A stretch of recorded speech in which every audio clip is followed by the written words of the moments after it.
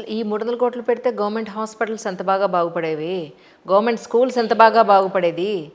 అన్నింటికన్నా మించేసి మీరు మీరు నేను నంబరు. దీనికి ఎంత ఖర్చు పెడితే ఏదై ఉండేది అని కళ్ళగనడం వల్ల ఉపయోగం లేదు.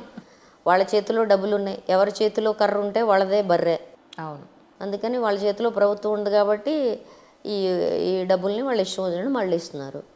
కానీ జవాబు చెప్తారు, ప్రజలు అడుగుతారు, జవాబు చెప్పాల్సిన పరిస్థితి ఉంటుంది. కానీ అడగాలండి ప్రజలు, ఇక అడుగుతున్నారండి, రెవల్యూషన్ అడగాలి, ఇంకా ఇంకా అడుగుతున్నారు. రావాలి, నువ్వు ఇంకా వింటే ముందుకు కదా రావాలి. చెవిటోడి మీద శంఖం ఊదినట్టు అవుతాను. జనం అడగట్లేదు అనుకోకండి, జనం అడుగుతున్నారు, వీళ్ళు వినటానికి సిద్ధంగా లేరు. కానీ ప్రజలందరూ ముక్త కంఠంతో మాకు ఈ అందాల పోటీలు వద్దు అనే రోజు వస్తే బాగుంటుందేమో అని అనుకుంటున్నాను. అంటున్నారండి, వినేవాడు ఎవడనేది నా ప్రశ్న. నువ్వు స్పాన్సర్ చేసే ముందు ర్యాండమ్గా ఒక 30 మందిని అడిగావా మహిళల్ని? ఇంత 3,000 మంది అడగట్లా. స్పాన్సర్షిప్స్ వచ్చాయి. నా బాధ ఏంటంటే రీసెంట్గా వికలాంగులు స్పోర్ట్స్ మెన్స్ చాలామంది ఉన్నారు. వాళ్ళకి పాపం ట్రాక్ సూట్లు కానీ నిజంగా అసలు వాళ్ళ ఎక్విప్మెంట్ కానీ ఏం లేక ₹1,00,000 పెడితే వాళ్ళకి కావాల్సిన ఎక్విప్మెంట్ వచ్చేస్తుంది.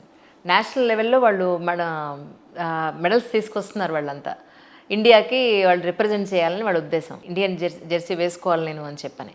అలాంటి వాళ్ళు అడిగినా కూడా ఎవరు ఇవ్వని డబ్బులు ఈ అందాల పోటీలకు మాత్రం ₹1,00,00,000 స్పాన్సర్షిప్స్ వస్తే ఎంత బాధ అనిపిస్తుందో. చాలా బాధగా ఉంది.